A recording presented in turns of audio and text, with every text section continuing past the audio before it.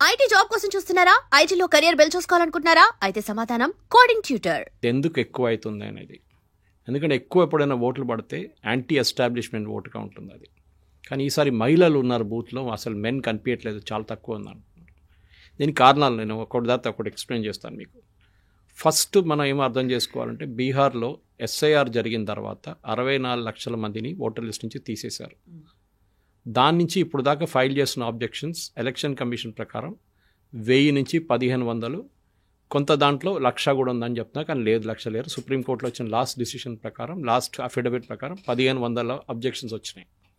Objections ఏంటంటే, ఇప్పుడు నన్ను ఓటర్లో నుంచి తీసేస్తే, నేను బిఎల్ఓ ఆఫీస్లో కనిపిస్తే, లేకుంటే అక్కడ ఉన్న లోకల్ బీజేపీయో ఆర్జేడీయో లేకుంటే జేడీయూ రిప్రజెంటేటివ్ వచ్చి నా దగ్గర చెప్పారు, సార్ మీ ఓట్ లేదు, మీరు ఒకసారి అఫిడవిట్ ఫైల్ చేయండి అని చెప్పి ఒక అప్లికేషన్ మీద రాసిస్తే, వాళ్ళు తీసుకెళ్ళి బిఎల్ఓకి ఇస్తారు. అది బిఎల్ఓ మళ్ళీ ఇంటికి వచ్చి చెక్ చేసి మళ్ళీ అదే రీఇన్స్టేట్ చేస్తారు. Last date before withdrawal of nominations, అప్పుడు దాకా పేర్లు మీరు యాడ్ చేసుకోవచ్చు. దాని తర్వాత ప్రింటింగ్ మొదలు పెడతారు వాళ్ళు, ఎలక్షన్ కమిషన్ ఫైనల్ రోల్స్ అంటారు దాన్ని.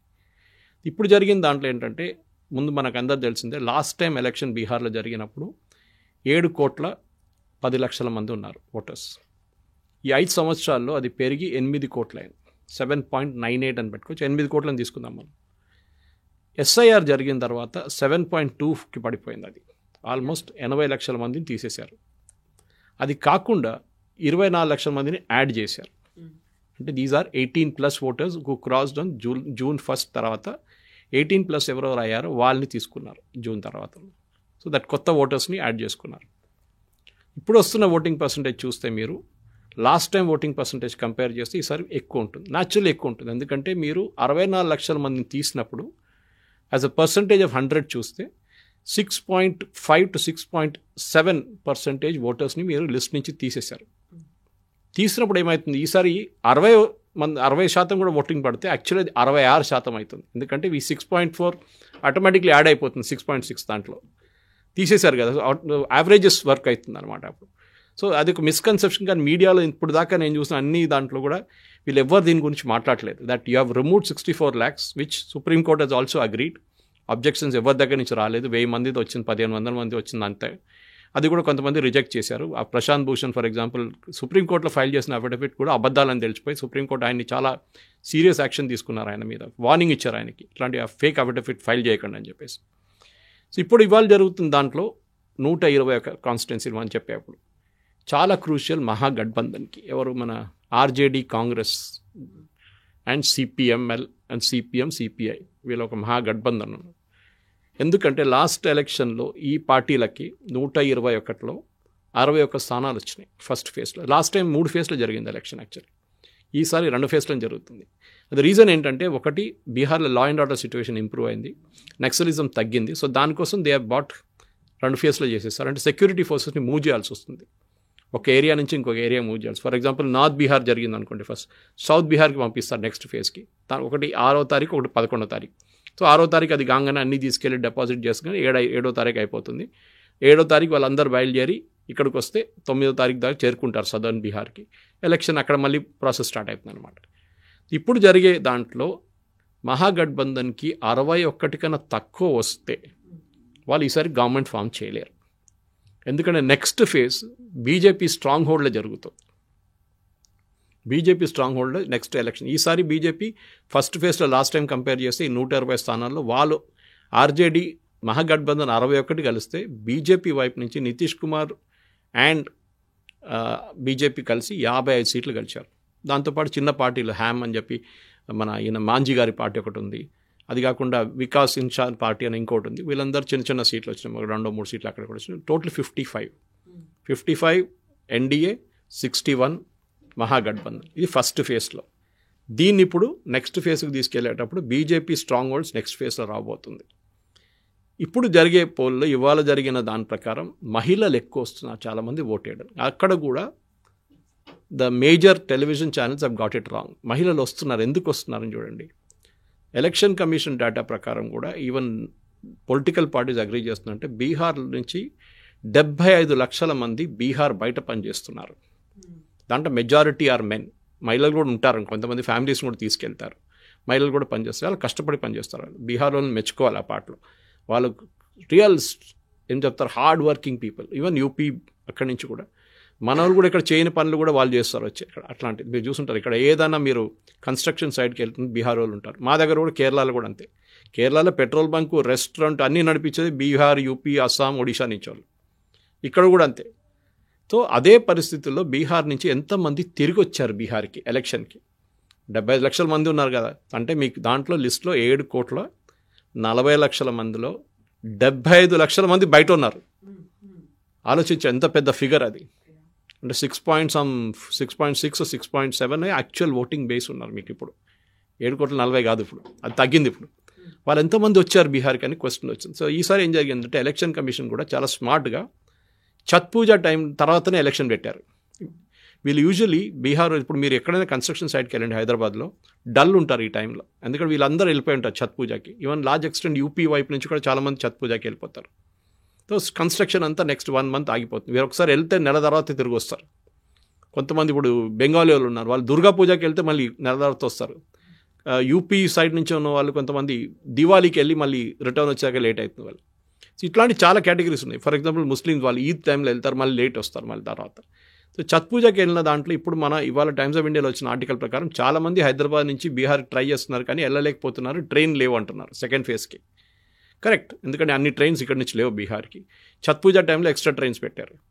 సో ఈ 75 లక్షల్లో అట్లీస్ట్ 40 లక్షలు తిరిగి వచ్చారనుకోండి, 30 లక్షలని పెట్టుకుందాం. వాళ్ళు ఓట్ చేసేది ఎవరికి ఓట్ చేస్తారో అది చాలా ఇంపార్టెంట్ ఉంటుంది. ఎందుకంటే వాళ్ళు ఓట్ చేసేది డెవలప్మెంట్ చూసి ఓట్ చేస్తున్నారు. వాళ్ళు పనిచేస్తున్న చోట్లలో ఉన్న ప్రాబ్లం ఏంటి? వాళ్ళు పనిచేస్తున్న హైదరాబాద్లో మల్టీ స్టోరీడ్ అపార్ట్మెంట్ చూస్తున్నారు, వాళ్ళు అక్కడ పిల్లలు స్కూల్కి వెళ్తున్న చూస్తున్నారు, ఇంటర్నేషనల్ స్కూల్స్ చూస్తున్నారు, హోటళ్ళు చూస్తున్నారు, అన్నీ చూస్తున్నారు. మా బీహార్లో ఇది ఎందుకు లేదు అని అడుగుతున్నారు ప్రశ్న. అది చాలా ఇంపార్టెంట్ క్వశ్చన్. బీహార్లో డెవలప్మెంట్ ఎందుకు జరిగింది? రాహుల్ గాంధీ ఏమంటున్నారు, నితీష్ కుమార్ ఉద్యోగం ఇవ్వలేదు, బీహార్ వాళ్ళు అందరు లేబర్ అయిపోయారు, బీహార్ వాళ్ళు వెళ్ళి దుబాయ్ కట్టారు అని చెప్తున్నారు. దుబాయ్ కట్టింది మలయాళం, అది సపరేట్. కానీ ఇప్పుడున్న కన్స్ట్రక్షన్ వర్కర్స్ అంతా బీహార్ నుంచి. నేను లేక్ వెళ్ళినప్పుడు ఒక 2024 ఎలక్షన్ టైంలో లేక్ వెళ్ళాను, లదాఖ్. ఆ టైంలో అక్కడ వెళ్ళినప్పుడు మా ఫ్లైట్లో ఒక 80% వేర్ లేబరర్స్. ఎందుకంటే అక్కడి నుంచి లేకుంటే మీరు ఢిల్లీ నుంచి లేక్ వెళ్ళాలంటే మీకు చాలా పెద్ద ప్రాసెస్ అది. మీకు ఆల్మోస్ట్ 2 days పడుతుంది అక్కడ చేరుకోవడానికి. సో వీళ్ళ కాంట్రాక్టర్స్ ఏం చేస్తున్నారు, వీళ్ళు ఫ్లైట్లోనే పంపించేస్తున్నారు వీళ్ళని. అందరూ most of them where from UP and Bihar. నేను అడిగాను కూడా, ఎందుకు వెళ్తున్నాడు సార్? ఇక్కడ ప్రాజెక్ట్ ఉంది, ఒక ఏదో టనల్ ప్రాజెక్ట్ నడుస్తుంది, అక్కడికి వెళ్తున్నాం మేము, అక్కడ 6 నెలలు ఉంటాం, మినిమం 6 నెలలు ఉంటామని చెప్పారు. వాళ్ళ కాంట్రాక్ట్ ఉందంట. So this is important. Bihar hard working people అనేది కరెక్ట్, కానీ ఎందుకు బీహార్లో డెవలప్మెంట్ జరగట్లేదు అది ఇంకొక ఇష్యూ. ఎందుకు జరగట్లేదు అంటే ఇది ప్రాబ్లం. అంటే అక్కడ ఇండస్ట్రీ అనేది లేదు, ఒక్క ఇండస్ట్రీ కూడా లేదు. మీరు చూడండి మేజర్ ఇండస్ట్రీ, ఎందుకంటే బీహార్ లాంటి చోట్ల చాలా మటుకు ఆపర్చునిటీస్ ఉన్నాయి అక్కడ. ఎస్పెషలీ వాళ్ళ మినరల్స్, చాలా మినరల్ రిచ్ ప్లేస్ అది. ఛత్తీస్గఢ్ కానీ, జార్ఖండ్ కానీ, బీహార్ కానీ చాలా మినరల్ రిచ్ స్టేట్, కానీ డెవలప్మెంట్ అస్సలు జరగలేదు. మోదీ గారు పదే పదే జంగల్ రాజ్ అని చెప్తున్నారు, మీకు గుర్తుంటుంది. ఇది జంగల్ రాజ్. అక్కడ ఒక ఇంజనీర్ కానీ, ఒక డాక్టర్ ఉంటే, లేకుంటే మీరు ఏదైనా ఫైనాన్షియలీ బిజినెస్గా ఉంటే మిమ్మల్ని 100% కిడ్నాప్ చేస్తారు. కిడ్నాప్ చేసి 25 లక్షలు 50 లక్షలు వేసుకుంటారు వాళ్ళు. So that is a problem. So ఈ ప్రాసెస్లో దెబ్బతింటారు వీళ్ళు మొత్తం ఇండస్ట్రీ. ఎవరు రారు అక్కడికి. Nobody will come to Bihar to invest. ఎందుకంటే ఇప్పుడు మీరు అనుకోండి, రేపు ఒక ఫ్యాక్టరీ పెట్టారు, మీ అమ్మాయిని ఎక్కడ పంపిస్తారా మీరు పని చేయడానికి? లేకుంటే మీ అబ్బాయిని ఎక్కడ పంపిస్తారా పని? లేదు, వద్దురా బాబు, ఎందుకు బీహార్ అంటారు మీరు? సెక్యూరిటీ ఇష్యూ, వాళ్ళు కిడ్నాప్ చేస్తారు, ఎక్కడ తీసుకెళ్తారో మీకు తెలియదు. ఇదే పరిస్థితి యూపీలో ఉండే. బాహుబలీలు అక్కడ కూడా ఉన్నారు. ఇక్కడ బాహుబలీస్ అంటారు వీళ్ళందరినీ. అంటే మొత్తం గ్యాంగే నడుస్తుంది, గ్యాంగ్ నడుస్తుంది అక్కడ. సాయంత్రం 6 దాకా మీరు బయట రోడ్డు మీద రాలేరు యూపీలో. ఫస్ట్ నాకు గుర్తున్నప్పుడు నోయిడాకి వెళ్ళినప్పుడు మా గెస్ట్ హౌస్ వాచ్మెన్ నాకు చెప్పారు ఒకసారి, సార్ బయటకు వెళ్ళకండి 7 తర్వాత అని చెప్పి. ఏం జరుగుతుందో తెలియదు అని. సో అట్లాంటి పరిస్థితి నుంచి యోగి ఆదిత్యనాథ్ చాలా మటుకు క్లియరప్ చేసేసారు. కంప్లీట్ గ్యాంగ్స్ని చంపేశారు, ఫినిష్ చేసేసారు గ్యాంగ్ మెంబర్స్ని. ఇప్పుడు జరుగుతున్న దాంట్లో ఇప్పుడు బీహార్లో కూడా అదే జరగాలి. సరే, నేను ఎక్స్ట్రా జ్యుడిషియల్ కిల్లింగ్స్ ఏం చెప్పట్లేదు, కానీ there should be some action that should happen. అది చాలా ఇంపార్టెంట్ అన్నమాట. సో ఆ జరగాల్సింది ఏంటంటే బేసిక్లీ బీహార్ని మొత్తం లా అండ్ ఆర్డర్ మార్చేసేయాలి. బీహార్లో చాలా స్ట్రిక్ట్. ఇప్పుడు కూడా బాహుబలి చాలామంది ఉన్నారు. ఇప్పుడు ఒక మర్డర్ జరిగింది మొన్ననే ఎలక్షన్లో. అమిత్ షా గారు ఇన్స్ట్రక్షన్స్ ఇచ్చిన తర్వాతనే అరెస్ట్ జరిగింది. బీహార్ గవర్నమెంట్ అరెస్ట్ చేయలేదు. ఆలోచించండి, Amit Shah had to give instructions. Union home minister, అక్కడ ఉన్న డిప్యూటీ చీఫ్ మినిస్టర్ బీజేపీ, ఆయన ఫోన్ చేసి లల్లన్ సింగ్ ఆయన పేరేదో ఉంది, ఆయన అరెస్ట్ చేయమన్నారు. అప్పుడు అరెస్ట్ చేశారు. అప్పుడు దాకా అరెస్ట్ చేయలేదు వాళ్ళు. సో అంత పవర్ఫుల్ మాఫియా అక్కడ ఆపరేట్ చేస్తుంది. ఇది లాలూ టైం నుంచే స్టార్ట్ అయింది, మనకు అందరూ తెలిసింది. అప్పుడు లాలూ టైంలోనే ఇది జంగిల్ రాజ్ అని ఒక ఆ పేరు కూడా అప్పుడే వచ్చింది, నేమ్.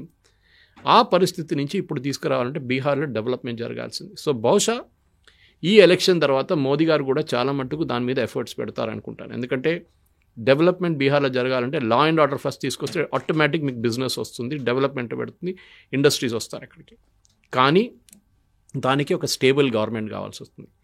అందరు అంటారు నితీష్ కుమార్ ఉల్టా పుల్టా అంటారు. కాదు, ఆయన అక్కడికి వెళ్ళారు, ఇక్కడికి వచ్చారు, చాలా వెళ్ళారు, అట్లా అక్కడికి ఇక్కడికి పార్టీలు మార్చుకున్నారు, అలయన్స్ మార్చుకున్నారు. కానీ ఇప్పుడు అది జరగట్లేదు. ఒక భయం ఉంది. చిరాగ్ పాస్వాన్, రామ్ విలాస్ పాస్వాన్ కొడుకు మన అందరూ తెలుసు. బహుశా బీహార్లో బీజేపీకి లీడర్స్ లేరు ఎక్కువ మంది. Sushil Kumar Modi was the last leader, ఆయన ఇప్పుడు లేరు, చనిపోయారు. కానీ ఒక యూత్ లీడర్గా ఉండడానికి ఒక కాన్సెప్ట్గా తీసుకొస్తే I think Chirag Paswan is a great asset.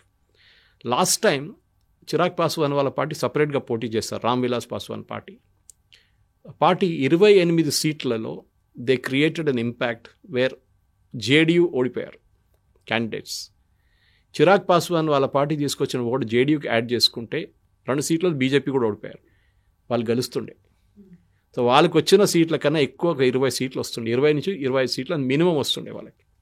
దానికోసం ఈసారి అమిత్ షా గారు made sure that Chirag Paswan ఒకవైపు నుంచి అలయన్స్ నుంచే పోటీ చేస్తారు, వ్యతిరేకంగా పోటీ చేయరని చెప్పేసి. ఆయనకు he has got a name, చాలా క్లియర్గా చెప్పారు, మొన్న ప్రెస్ కాన్ఫరెన్స్లో కూడా చెప్పారు, నేను నెక్స్ట్ 5 years బీహార్లోనే ఉంటాను, బీహార్ కోసం పనిచేస్తాను.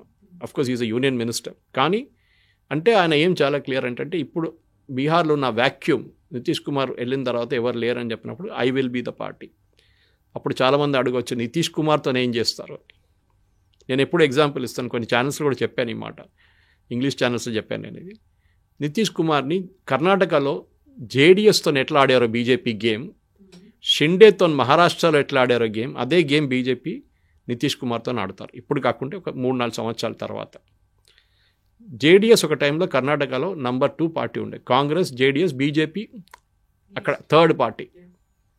ఏమైంది, స్లోలీ 15 years లోపల యదియూరప్ప గారు వచ్చిన దాని తర్వాత పార్టీ స్ట్రెంగ్తన్ చేసుకుంటూ వచ్చి బీజేపీ ఇప్పుడు జేడీఎస్ని మాండ్యా పార్టీ నుంచి తీసి నాన్ మాండ్యా పార్టీ కూడా చేసేసారు.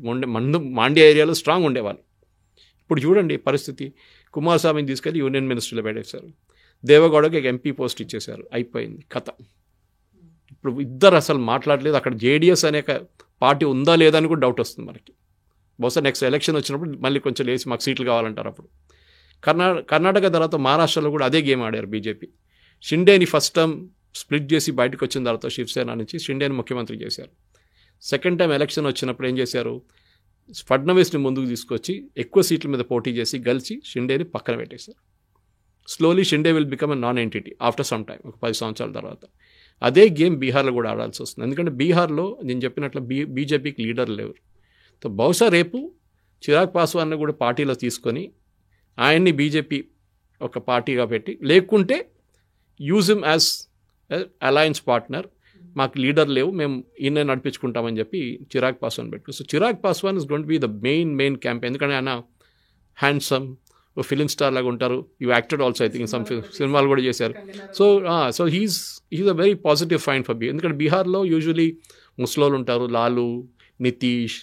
తేజస్వి వచ్చినప్పుడు అందరు ఏమన్నారు, యంగ్స్టర్స్ అందరు అట్రాక్ట్ అయిపోతారు తేజస్వికి అని. కానీ అది జరగలేదు, మనం అందరు చూసాం. అదొకటి. కవిత గారు ఇంకొకటి ఇంపార్టెంట్ థింగ్ అంటే ఇవాళ పొద్దున్న ఇప్పటిదాకా వస్తున్న దాంట్లో మహిళలు చాలామంది ఓటేశారన్నారు బీహార్లో. మహిళలు క్రౌడ్ చాలా ఉంది. ఒకటి మోదీ గారు ఆ స్కీమ్ ఒకటి తీసుకొచ్చారు, 10,000 రూపాయలు మహిళలకి ఉద్యోగం స్టార్ట్ చేయడానికి. చాలామంది దాన్ని బ్రైబ్ అన్నారు. నా లాజిక్ డిఫరెంట్. సరే, నేను కూడా I'm against giving money free, కానీ ఈ డబ్బులు ఫ్రీగా ఇవ్వలేదు, ఏదైనా చిన్న ఉద్యోగం పెట్టడానికి ఇచ్చారు. ఇవాళ కాకుండా రేపు వచ్చి ఆఫీసర్స్ వచ్చి చెక్ చేస్తారు, ఏం ఉద్యోగం పెట్టారా, మా కుట్టు మిషన్ కొనుక్కున్నారా, 2 ఒక కిరాణా షాప్ పెట్టుకున్నారా, లేకుంటే ఇంకేదైనా చిన్న 10,000 రూపాయలతో మీరు ఎక్కువ ఏం చేయలేరు.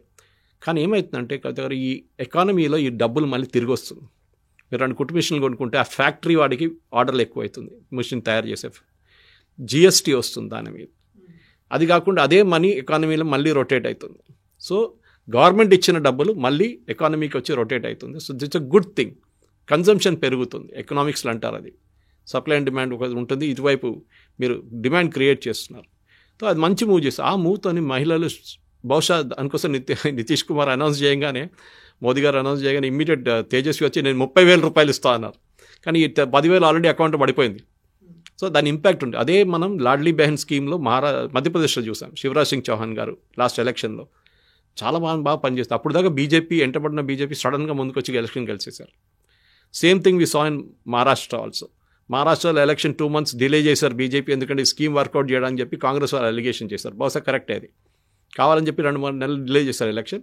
ఆ 2 నెలల్లో వీళ్ళు స్కీమ్ ఇంప్లిమెంట్ చేశారు. మహారాష్ట్రలో కూడా మహిళలు వచ్చి ఓటేశారు. ఇదే స్కీమ్ ఇప్పుడు హర్యానాలో కూడా చేశారు. దాని తర్వాత ఇప్పుడు మనం బీహార్లో చూస్తున్నాం.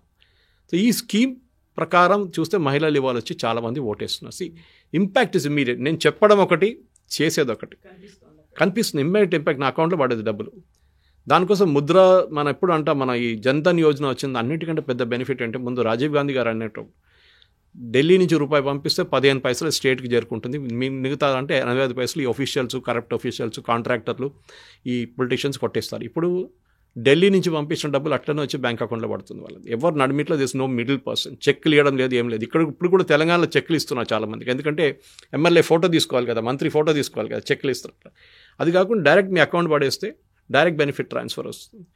సో ఈసారి జరిగిన ఎలక్షన్ ఇప్పుడు దాకా లాస్ట్ టైం 2020లో 55% మహిళలు ఓటేశారు, 45 మెన్ ఓటేశారు. వేరస్ బీహార్లో మెన్ ఓటింగ్ 53-54% ఉంది వెన్ పర్సంటేజ్, మహిళలేమో 47. మళ్ళీ ఎందుకు ఎక్కువ మంది ఎట్లా వేశారంటే నేను చెప్పిన లాజిక్ అది. ఇక్కడ లేరు, వీళ్ళ men are all outside Bihar, మహిళలే ఉన్నారు ఇంటికాడ, వాళ్ళ పిల్లల్ని చూసుకుంటే ఇక్కడే ఉన్నారు వాళ్ళు. సో వాళ్ళందరూ వెళ్ళి ఓటేశారు. ఈసారి కూడా అదే జరుగుతుంది. సో బహుశా మహిళల ఓటింగ్ ఈసారి కూడా 55-56 కూడా వెళ్ళొచ్చు. దాంతో డెఫినెట్గా ఒక ప్యానిక్ సిచ్యువేషన్ కనిపిస్తుంది మన కాంగ్రెస్ క్యాంప్లో. ఎందుకంటే రాహుల్ గాంధీ క్యాంపెయినింగ్ కూడా చూడండి, ఆయన నితీష్ కుమార్ వ్యతిరేకంగా ఆయన చెప్పట్లేదు. ఆయన అప్పుడప్పుడు మోదీ గారిని తిరుగుతున్నారు కానీ నితీష్ కుమార్ ఏం చెప్పట్లేదు. సో ఓట్ చోరీ అని ముందు క్యాంపెయిన్ పెట్టారు. ఓట్ చోరీ ఇప్పుడు అసలు మాట్లాడట్లేదు ఎవరు.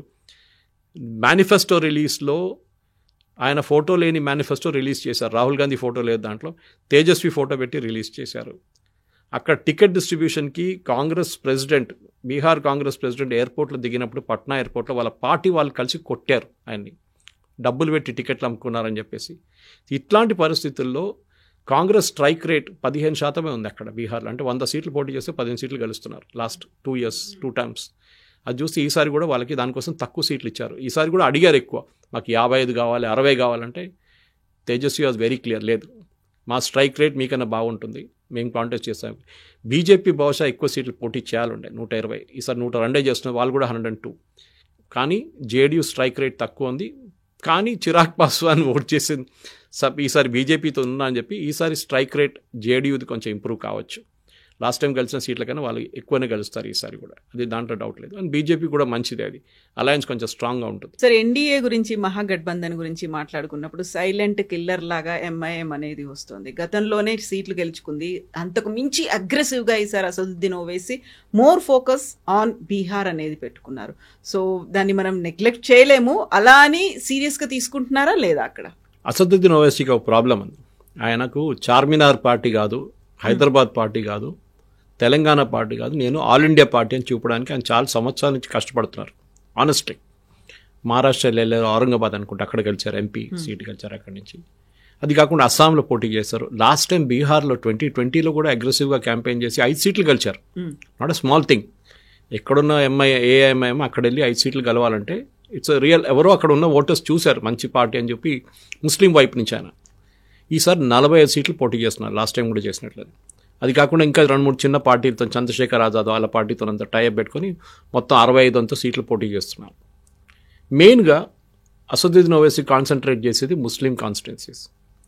కిషన్గంజ్ లాగా ఒక లోక్సభ సెగ్మెంట్లో 6 సెగ్మెంట్లు ముస్లిం మెజారిటీ. అక్కడ మొత్తం బీహార్లో ఒక 45-51 సీట్లు ముస్లిం ఇన్ఫ్లుయెన్స్ ఉంది. కొన్ని సీట్లు అయితే టోటల్ డామినేషన్. కిషన్గంజ్ చెప్పాను, అన్ని వెస్ట్ బెంగాల్ వైపు ఉన్న సీట్లు. ఇదందరూ వెస్ట్ బెంగాల్ నుంచి వచ్చిన ముస్లిమ్స్, వీళ్ళందరూ సెటిల్ అయిపోయారు బీహార్లో వచ్చి. ఆ సీట్లోనే ఆయన కాన్సన్ట్రేట్ చేస్తున్నారు. నేను మొన్న ఆయన ఒక స్పీచ్ నా ఫేస్బుక్లో వేసాను, ఒకటి పోస్ట్ చేశాను. క్లారిటీ ఎంత బాగుండేదంటే ఆయన అటాక్ చేసేది మోదీ గారిని కాదు. మోదీ గారిని అక్కడెక్కడ చెప్పారు 15 లక్షలు అది ఇదని చెప్పారు, కానీ తేజస్వి మీద అటాక్ చేస్తున్నారు. ఓకే, తేజస్వి ఏం చేశారు ముస్లిమ్స్కి, అక్కడ వాళ్ళ పార్టీ పరిపాలిస్తున్న టైంలోనే మ్యాక్సిమం కమ్యూనల్ రైట్స్ జరిగింది, అక్కడ ముస్లిం మీద అత్యాచారాలు జరిగినాయి ఆర్జేడీ టైంలోనే అని చెప్పి డైరెక్ట్ అటాక్ వాళ్ళ మీద చేస్తున్నారు. ఎందుకంటే ఆర్జేడీ పార్టీకి ఎంవై కాంబినేషన్ అంటారు, అక్కడ ముస్లిం యాదవ్ కాంబినేషన్. నితీష్ కుమార్ ఏమో ఓబీసీ, బీజేపీ వైపు forward caste and OBC, Manjhi గారు పార్టీ ఏమో ఎక్స్ట్రీమ్లీ బ్యాక్వర్డ్ క్లాస్, పాస్వాన్ ఏమో వాళ్ళ పాస్వాన్ కేటగిరీ అండ్ ప్లస్ అక్కడ ఒక ఓబీసీ కేటగిరీ వాళ్ళది. సో బీహార్లో మన ఆంధ్ర వైపు లాగానే చాలా క్యాస్ట్ డివిజన్స్ చాలా చాలా ప్రామినెంట్. క్యాస్ట్ అనగానే అక్కడ మీరెవరికి ఓటేస్తున్న మన దగ్గర కూడా కాపు కమ్మ రెడ్డి అట్లనే ఆంధ్ర తెలంగాణలో అంత లేదనుకోండి, కానీ ఆంధ్ర వైపు మన అందరికి తెలిసిందే. అట్లనే సేమ్ థింగ్ ఇన్ బీహార్. ఈ పోటీలోనే వీళ్ళందరూ పార్టీలు ఎప్పుడైనా మన దగ్గర టు లార్జ్ ఎక్స్టెంట్, కానీ బీహార్లో పార్టీలే క్యాస్ట్ని రిప్రజెంట్ చేస్తారు. వాళ్ళు ఓపెన్గా చెప్తారు మేము ఈ ఎక్స్ట్రీమ్లీ బ్యాక్వర్డ్ క్లాసు, ఆయనేమో ఓబీసీ, ఈయనేమో ఫార్వర్డ్ క్యాస్ట్, ఆయనేమో ముస్లిం యాదవ్ ఓట్ బ్యాంక్. ఈ ముస్లిం యాదవ్ ఓట్ బ్యాంక్ని బ్రేక్ చేయడానికి ఓవైసీ దిగారనమాట. అది బీజేపీకి మంచి న్యూస్. అది ఇప్పుడు కాదు, ఇప్పుడు నేను చెప్తుంటారు బీజేపీ బీ టీం ఓవైసీ గారు అని చెప్పి. ఒకసారి నాకు అనిపిస్తుంది కరెక్ట్ ఏది అని చెప్పి, ఎందుకంటే అస్సాంకి వెళ్ళి అక్కడ కూడా చేసిన తర్వాత అస్సాంలో చాలా మటుకు కాంగ్రెస్ కాకుండా ఏఐయుడిఎఫ్ బద్రుద్దీన్ అజ్మల్ పార్టీ కూడా అక్కడ ఓడిపోయిన కారణం ఓవైసీ. బీహార్లో కూడా ఈసారి 40 సీట్లు పోటీ చేస్తే ఈ తేజస్వికి రావాల్సిన సీట్లు చాలా మటుకు ఓవైసీ వాళ్ళ పార్టీకి వెళ్తుంది. గెలవరు, కానీ వాళ్ళ 5 సీట్లు 6 సీట్లతో వస్తుంది ఎక్కడ పోతుంది. అది కాకుండా మిగతా సీట్లలో డ్యామేజ్ క్రియేట్ చేస్తారు. లాస్ట్ టైం మన చిరాగ్ పాస్వాన్ గురించి మాట్లాడాను చూడండి, 2020లో జేడీయూని ఎట్లా డ్యామేజ్ చేశారు. ఈసారి డెఫినెట్గా బీహార్లో కూడా కాంగ్రెస్ కాకుండా కాంగ్రెస్ ఎక్కువ ప్రసక్తి లేదు, అక్కడ ఉన్నదంతా ఆర్జేడీని. ఆర్జేడీ మీద అటాక్ చేస్తున్నారు. మీరు ర్యాలీలో కూడా చూడండి చాలా అగ్రెసివ్గా మాట్లాడుతున్నారు. పెద్ద పెద్ద huge crowd. I was surprised, ఇంత పెద్ద క్రౌడ్ బీహార్లో అసదుద్దీన్ ఓవైసీ తీసుకుని. అండ్ క్లారిటీ వైజ్ మాట్లాడేది ఏదో జనరల్గా మాట్లాడడం కాదు. నాకు ఒకసారి అనిపిస్తుంది మోదీ గారి కన్నా ఎక్కువ అగ్రెసివ్గా ఉన్నారేమో అయినా అని అటాక్ చేసే దాంట్లో. స్పెసిఫిక్ తీసుకొని అటాక్. మోదీ గారు జనరల్గా జంగల్ రాజ్ హే ఓ హే ఏ హే అంటారు, కానీ ఈయనైతే స్పెసిఫిక్ ఇన్స్టెన్స్ పేపర్లో రాసుకొని చెప్తున్నాడు. ఈ రోజు ఒక రైట్ జరిగింది, ఇంతమంది చనిపోయారు, అంటే ఇంతమంది ముస్లిమ్స్ ఉన్నారు, మీరేం చేశారు తేజస్వి యాదవ్, మీరేం చేశారు లాలూ యాదవ్ అని అడుగుతున్నారు. సో అట్లాంటి స్పెసిఫిక్ ఇన్స్టెన్స్ బహుశా ఈ ఎలక్షన్లో చాలా మట్టుకు డ్యామేజ్ ఆర్జేడీకి జరగబోతుంది. మళ్ళీ ఎంఐఎం వైపు నుంచే ఓవైసీ వాళ్ళ పార్టీ ఎన్ని ఓట్లు తీసుకెళ్ళిపోతారో దాని మీద వీళ్ళ ఫైనల్ కౌంట్ ఉంటుంది. మేము చెప్పినట్లు ఈసారి ఫస్ట్ ఫేజ్లోనే చాలా మటుకు పోతే సీమాంచల్ రీజన్ కానీ అక్కడ ఎక్కువ పోటీ చేస్తారు వాళ్ళు. అక్కడ పోటీ చేసిన సీట్లు కూడా పోతే డెఫినెట్గా డ్యామేజ్ ఆర్జేడీకి కాంగ్రెస్కి ఎక్కువ ఉండదు. కాంగ్రెస్ అసలు షోలో లేరు, అసలు ఎక్కడ లేరు, పక్కన కూడా ఆర్జేడీ మీద ఉంటుంది ఇంపాక్ట్. అది ఓవైసీ గారు డెఫినెట్గా క్రియేట్ చేస్తారు. కానీ ఓవరాల్ ఎస్ ఇంట్రెస్టింగ్ ఫేజ్. ఎందుకంటే ఒక 65% ఓటింగ్ పడింది అనుకోండి. యూజువల్లీ ఎప్పుడు అంటారు ఓటింగ్ ఎక్కువ ఉంటే యాంటీ ఇన్కంబెన్సీ అంటారు దాన్ని, అంటే ఉన్న పార్టీకి వ్యతిరేక. కానీ ఇప్పుడు కూడా ఇవాళ కూడా టైమ్స్లో చూసాను ఆర్టికల్ ఒకటి, నితీష్ కుమార్కి యాంటీ ఇన్కంబెన్సీ అనేది లేదు. బహుశా మన జ్యోతిబాసు గారు రూల్ చేసినట్లనే ఎన్నో I think is almost 14-15 years అవుతుంది నితీష్ కుమార్ గారు. నడిమిట్లో ఒక చిన్న బ్రేక్ ఉండే ఆయనకి జీతారాం మాంజీ గారు తీసుకొచ్చినప్పుడు. కానీ కంటిన్యూస్ రూలింగ్. మాణిక్ సర్కార్ త్రిపురాలో ఉన్నట్లనే మన నవీన్ పట్నాయక్ ఒరిస్సాలో లాంగెస్ట్ సర్వింగ్ చీఫ్ మినిస్టర్గా బహుశా ఆయన టైటిల్ రావచ్చు కొన్ని సంవత్సరాల తర్వాత. కానీ ఆయన ఒక నాన్ కాంట్రవర్షియల్ క్యారెక్టర్. మీరు ఇప్పుడు కూడా ఆయన వ్యతిరేకంగా ఒక కరప్షన్ అలిగేషన్స్ చూడరు. ఇప్పుడు నితీష్ కుమార్ ఇన్ఎఫిషియెంట్ ఉండొచ్చు కానీ నాట్ కరప్ట్, అదే అన్నమాట. సో ఈసారి డెఫినెట్గా I think as per opinion polls 140 దాకా వెళ్తుందని చెప్తున్నారు BJP NDA combine. Amit Shah గారు ఏమో 160 అంటున్నారు. ఆయన చెప్పినప్పుడు మనం ఈజీగా తీసుకోకూడదు, లైట్ తీసుకోకూడదు. ఎందుకంటే అమిత్ షా గారి దగ్గర ఉన్న ఇంటెలిజెన్స్, ఆయన దగ్గర ఉన్న ప్రీపోల్ సర్వేస్ అన్నీ చాలా క్లియర్గా ఇండికేట్ చేస్తాయి. 160 రాకుంటే కానీ 140 వస్తుంది.